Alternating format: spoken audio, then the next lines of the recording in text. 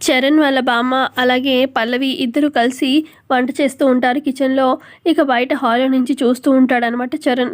ఇక కిచెన్లో పల్లవి వాళ్ళేమో గుత్తొంకాయ కూర, ముద్దపప్పు, పప్పుచారు, నెయ్యి, ఊరగాయ, అన్నము ఇలా అన్ని వెరైటీస్ చేస్తూ ఉంటారనమాట. ఇక అవన్నీ తీసుకొచ్చి డైనింగ్ టేబుల్ మీద సర్దుతారు వంట అయిపోయాక. రండి బామ్మగారు కూర్చోండి అని చెప్పి వాళ్ళ బామ్మని కూర్చోబెట్టి ఇటు పల్లవి కూర్చుంటుంది. చూస్తున్నావేంటి చరణ్, నువ్వు కూడా కూర్చో అని చెప్పి పల్లవి అంటుంది. అవసరం లేదులే, మీరు తినండి. అసలు ఎంత ఆయిల్ వాడారు, అప్పడాలని పప్పుచారులో అని గుత్తొంకాయలో ఇంత ఆయిల్ వాడతారా? ఇంత ఆయిల్ తింటే ఇంకేమన్నా ఉందా, నీలా అయిపోతాను నేను అని చెప్పి అంటూ ఉంటాడు చరణ్. వీడి మాటలకి ఏమొచ్చింది లేరా, మనం తిందాము అని చెప్పి బామ్మ అంటూ ఉంటే ఇక వడ్డించు అని చెప్పి అంటూ ఉంటుంది. ఇక అందులో ఒక గుత్తొంకాయ తీసుకొని పల్లవి నోట్లో పుట్టుకొని ఆహా ఎంత అమృతంలా ఉందో అనగానే, మీరు కూడా ఒకటి తినండి బామ్మగారు అనగానే ఆవిడ కూడా ఒక గుత్తొంకాయ తింటుంది. ఆహా అదిరిపోయింది, రే చరణ్ మిస్ అయిపోతావురా తినరా అనగానే, నాకేం వద్దు అని చెప్పి అక్కడే నించుంటాడు అనమాట వాళ్ళిద్దరి మధ్యలో. ఇక పల్లవి అన్నము పప్పు అన్ని వడ్డిస్తుంది ఆ బామ్మకి. ఈవిడ కూడా అన్ని వడ్డించుకొని ఇక శుభ్రంగా ఆరగిస్తూ ఉంటారు. ఎంత బాగుంది అని చెప్పి, బామ్మగారు ఆ పప్పులో కొంచెం నెయ్యి తగిలించండి సూపర్గా ఉంటుంది అనగానే ఇక నెయ్యి వేసుకొని ఇక ఫుల్గా రుచిగా తింటూ ఉంటారు. ఇక చరణ్కి కూడా నోరూరుతూ ఉంటుంది, కానీ ఇక ఎందుకులే అంత ఆయిల్ కదా అన్నట్టుగా అక్కడ నించొని చూస్తూ ఉంటాడు. ఇక పల్లవి భోజనం అయిపోతుంది, చేగడిగేసుకుంటుంది. అప్పుడే చేగడిగేసుకున్నావే ఇంకా తిను అని చెప్పి చరణ్ అంటూ ఉంటే, ఉన్నది కదా అని చెప్పి మొత్తం అంతా తినేస్తావా ఏంటి, ఏదో కడుపు పట్టినంత కొంచెం అలా తిన్నానంతే అని చెప్పి పల్లవి అంటూ ఉంటే ఇక చరణ్ అంటాడు, ఏంటి కడుపు పట్టినంత, ముందంతా డెక్షాలు లాగిచ్చేసి ఇప్పుడేమో ఏదో ఇంత తిన్నానని చెప్పి ఎంత బాగా చెప్తున్నావమ్మా మాయమ్మే అని చెప్పి చరణ్ అలా అంటూ ఉంటాడు. ఆ తర్వాత ఇక పల్లవి చేగడుకొని, బామ్మగారు నేను ఇక వెళ్ళొస్తాను అని చెప్పి అంటూ ఉంటే ఇక అప్పుడు చరణ్ అంటాడు, ఇదిగో పల్లవి, నా వస్తువు నీ దగ్గరున్నా నీ వస్తువు నా దగ్గరున్నా ఫోన్ చేయమ్మా, నేనే వచ్చి తీసుకుంటాను, ఇలా ఇంటికి వచ్చేకే అనగానే అని చెప్పి ఇక పల్లవి కోపంగా అక్కడి నుంచి వెళ్ళిపోతుంది.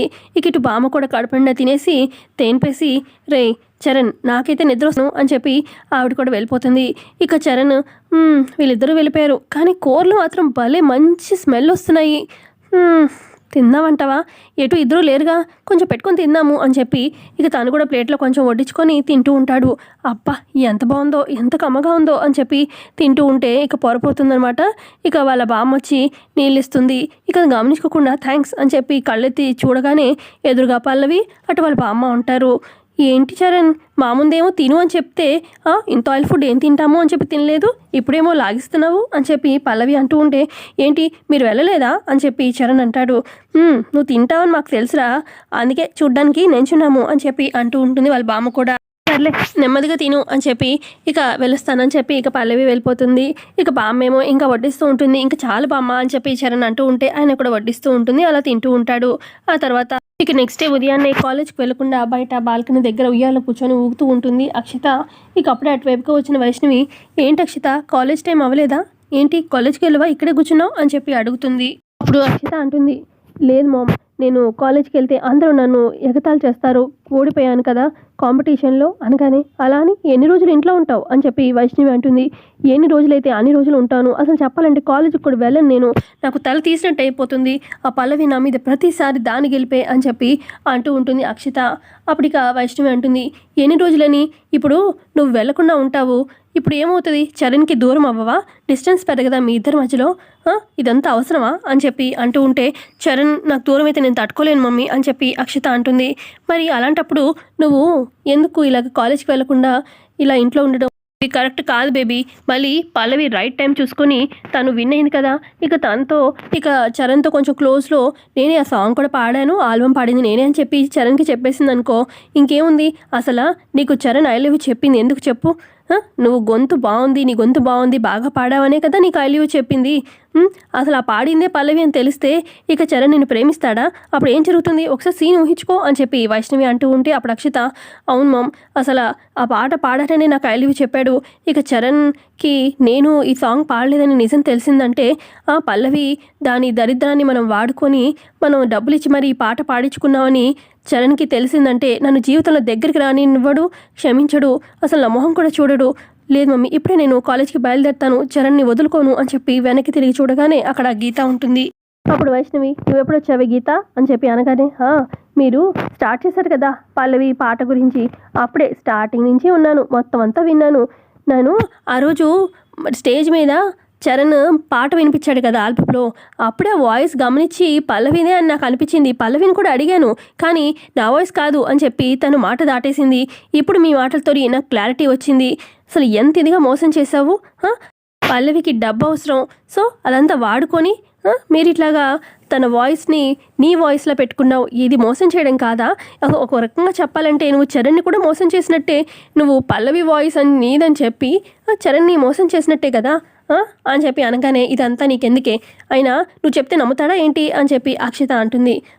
నేను చెప్తే నమ్మడులే, నాకు తెలుసు నువ్వు ఇలా అంటావు అని కూడా నాకు తెలుసు, అందుకే సాలిడ్ ప్రూఫ్ నా దగ్గర ఉంది, ఇదిగో ఫోన్లో రికార్డ్ చేశాను, వింటారా అని చెప్పి ఆ ఫోన్లో రికార్డింగ్ మొత్తం అంతా ఇటు వైష్ణవ్ మాట్లాడింది, అటు అక్షిత మాట్లాడింది, మొత్తం అంతా వినిపిస్తుంది అనమాట వాళ్ళకి.